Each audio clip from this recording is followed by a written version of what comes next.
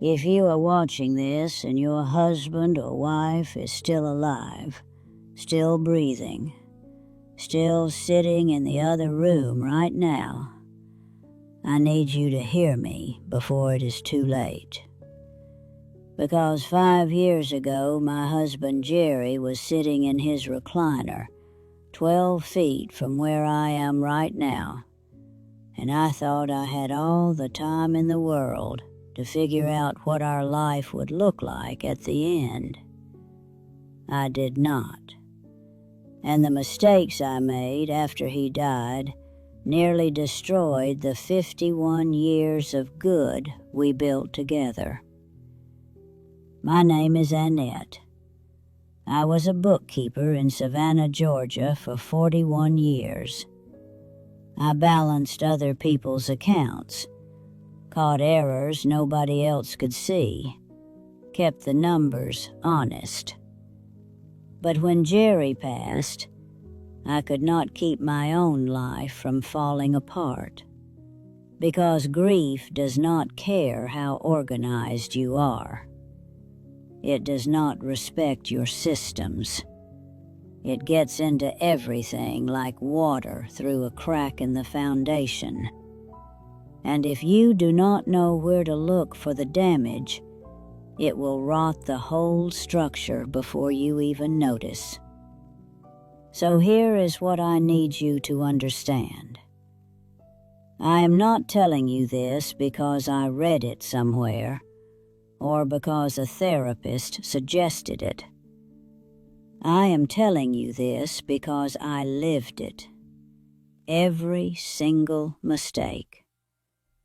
And I am telling you now because somebody should have told me. I have watched people go through this. Friends from church, women I have known for 40 years, suddenly standing in their own kitchens, not knowing which cabinet the coffee mugs are in, because their husband was the one who always made the coffee. Men who ran businesses, managed hundreds of people, could not figure out how to pay the electric bill because their wife handled all of it. Grief does not care what you are capable of. It takes the most competent person you know and turns them into someone who cannot remember what day it is. So listen to me, please. The first thing that will happen after your person dies is that everyone you know will show up at your door.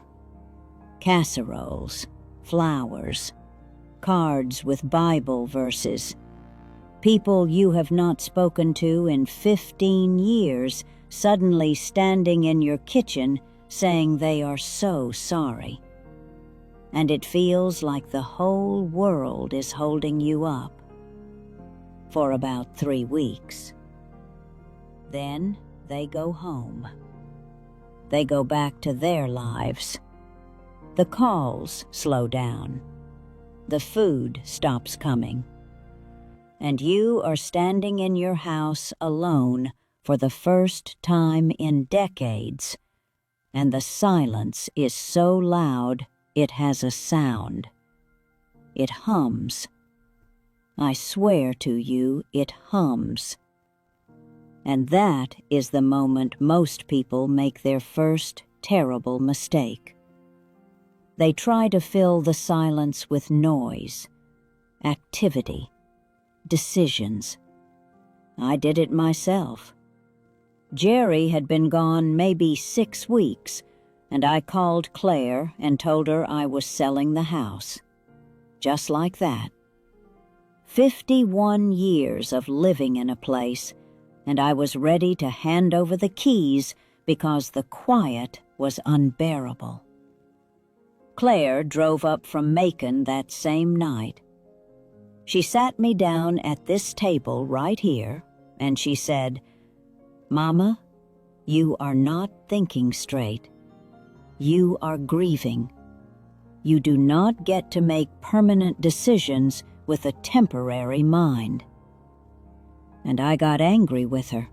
I said, "Girl, I have been making decisions since before you were born. Do not talk to me like I am losing it." But she was right. She was absolutely right. I was not thinking. I was reacting. I was trying to outrun something that was living inside me, and you cannot outrun what lives inside you. It goes where you go. So if you have just lost your person, and you are thinking about selling the house, moving across the country, giving away their things, changing your will, making any decision that cannot be undone, I am asking you to wait. Not forever.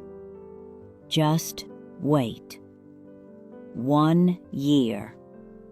That is what I tell everybody now. Give yourself 1 full turn of the calendar. Let yourself have Thanksgiving without them, Christmas without them, their birthday without them, your anniversary without them. Let every season pass once, because you are going to be a different person on the other side of that year, and you want that person making the decisions, not the one who cannot sleep and has not eaten a real meal in 2 months. Now here is the one that nobody warns you about because it sounds like a good thing. People are going to tell you to stay busy. Keep yourself occupied.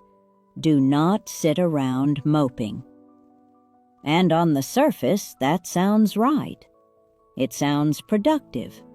It sounds healthy. But I am going to tell you something, and I need you to really hear it. Staying busy is not the same as healing. Staying busy is just a dressed-up way of running. I know because I did it. After I did not sell the house, I went the other direction. I signed up for everything. Every committee at church. Every volunteer shift at the food pantry. I started reorganizing closets at midnight. I rearranged the furniture 3 times in 1 month. I was moving. Because if I stopped moving, I would have to feel it. And feeling it was the thing I was most afraid of in the world. I was more afraid of sitting still with my grief than I was of anything I had faced in my entire life. More afraid than when Daddy lost the store. More afraid than when they found the spot on my lung in 2008, and I had to wait 11 days for the biopsy results. More afraid than any of it. Because this was not a problem I could solve. There was no ledger to balance, no number to correct. Jerry was gone, and nothing I did would change that.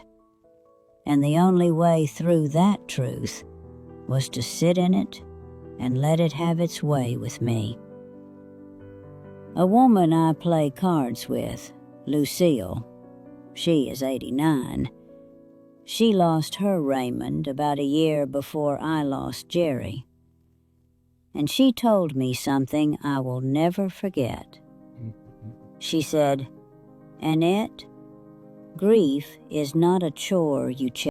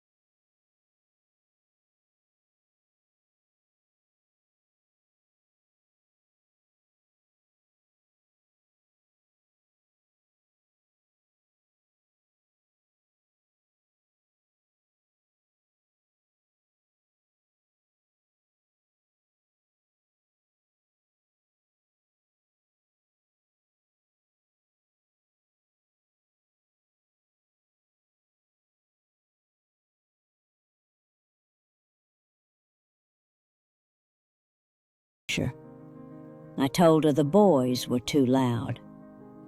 I created distance because distance felt safer than being reminded of what I had lost. And one night, Claire called me crying. She said, "Mama, I lost him too. He was my daddy. And I am trying to hold on to you, and you keep pushing me away. And I do not know what I am doing wrong." That phone call, let me tell you, that phone call rearranged something in my chest that I do not think has ever gone back to its original position. Because I realized I had been so consumed with my own loss that I forgot other people were grieving too. Claire did not just lose her father. She was watching her mother disappear. And I was so busy protecting myself from pain that I was causing pain to the one person who loved me most in this world. So if you are pushing people away right now, if you are telling your children or your friends that you are fine when you are not, if you are making yourself hard to love because being loved reminds you of what you lost, I am asking you to stop. Right now. Pick up the phone and call them. Not tomorrow. Now. Because the living still need you. And you still need them. Even if every bone in your body is telling you otherwise. Here is another thing. Your body is going to try to follow your person into the ground. I do not mean that in a poetic way. I mean it literally. After Jerry died, I stopped eating. Not on purpose. The hunger just left. Food tasted like cardboard. I would pour a bowl of cereal and then just stare at it until the milk got warm.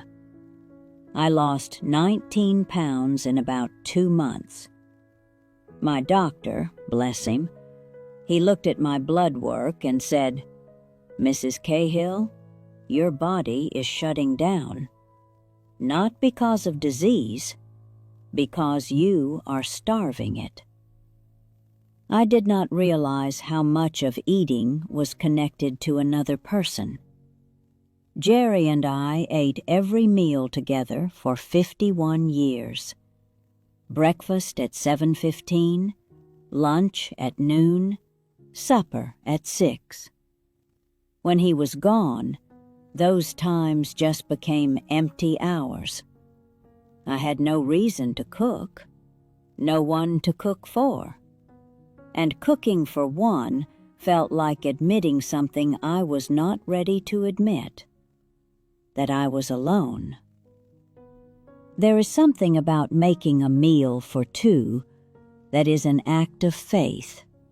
You are saying, "I believe there will be someone across this table tonight." When that belief is gone, the ritual dies with it. I would open the refrigerator and just stand there, looking at the shelves, like I was reading a language I used to know. My neighbor brought over a plate of fried chicken one evening, and I sat there holding a drumstick and just sobbed, because Jerry always ate the drumsticks first. It is the strangest things that break you. Not the big things, the drumsticks. It took Claire bringing over containers of soup and sitting with me while I ate them, actually watching me eat like I was a child, for me to start feeding myself again. And I know that sounds small. I know to a young person watching this, eating a bowl of soup does not sound like a victory. But when you are my age, and your heart is broken, and your body has decided it is done. Picking up a spoon is an act of war against despair. So eat, even when you do not want to, especially when you do not want to. Take your medicine. See your doctor. Walk to the mailbox and back. These are not small things.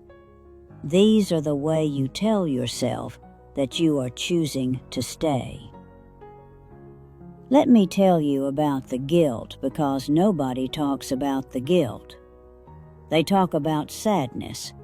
They talk about loneliness. But the guilt is the thing that wakes you up at 3 a.m. and sits on your chest like a cinder block. I feel guilty about things I said to Jerry, things I did not say, times I was short with him when he did not deserve it. The night before he went into the hospital for the last time, he asked me to lie down next to him on the bed, and I said, "Jerry, I have got dishes to do." Dishes. The man was dying, and I chose dishes. And I know that I did not know it was the last time he would ask. I know that. But knowing it and feeling it are two different countries, and I have lived in both. The guilt will tell you that you failed them, that you should have done more, been kinder, been more patient, noticed the signs earlier, said the things you kept putting off.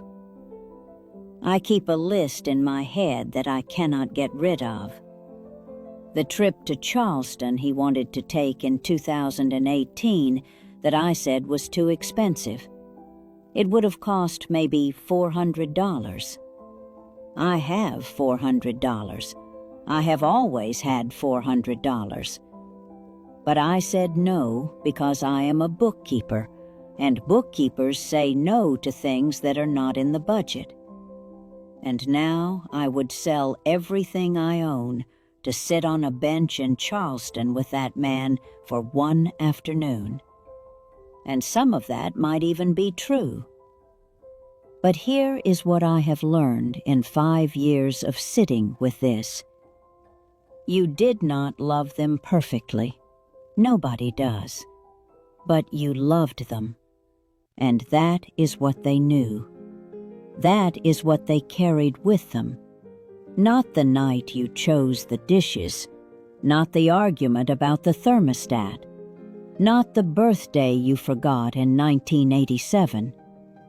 They carried the whole thing, the 51 years of it, the ordinary Tuesday mornings of it, the way you always made sure the porch light was on when they came home late. That is what love is. It is not the grand gestures. It is the porch light. And the last thing I want to say is this, and it is the thing I wish somebody had grabbed me by the shoulders and said to my face the week after the funeral. You are going to want to preserve them exactly as they were.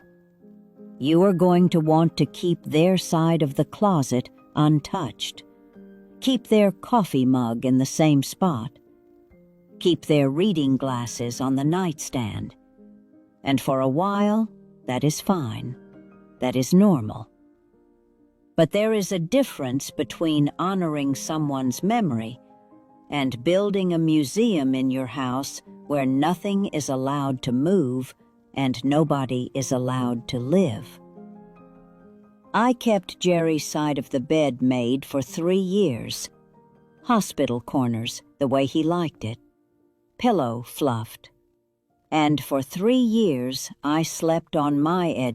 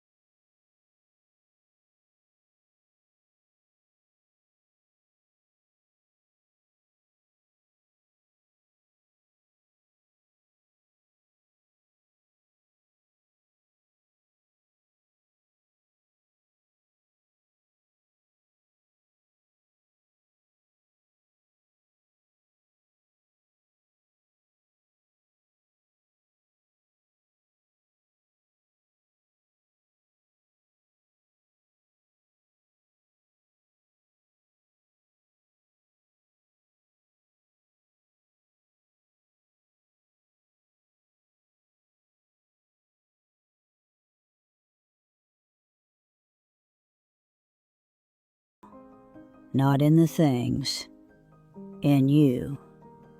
And you owe it to both of you to keep living a life worth carrying them through. I am 92. I have buried more people than I care to count. And I am still here. Still growing tomatoes. Still playing canasta on Wednesdays. Still watching the light come through these lace curtains every morning and thinking, all right, Annette, one more day. Let us see what you can do with it. If this found you at the right time, I am glad. And if your person is still here, go sit with them. Not on your phone, not with the television on. Just sit with them. Hold their hand. Let the silence be something you share instead of something you fear. Because one day, that silence will belong only to you, and you will wish, more than you have ever wished for anything, that you had spent less time on the dishes and more time just being in the room. That is the whole lesson, really. 51 years of marriage and 41 years of bookkeeping and 92 years of living. And it all comes down to that. Be in the room. The dishes can wait. The budget can wait. The thing you think is urgent is almost never urgent. But the person sitting across from you, they will not always be there. And when they are gone, you will remember every moment you chose to be somewhere else. So do not be somewhere else. Be right where you are, with who you have, while you still have them.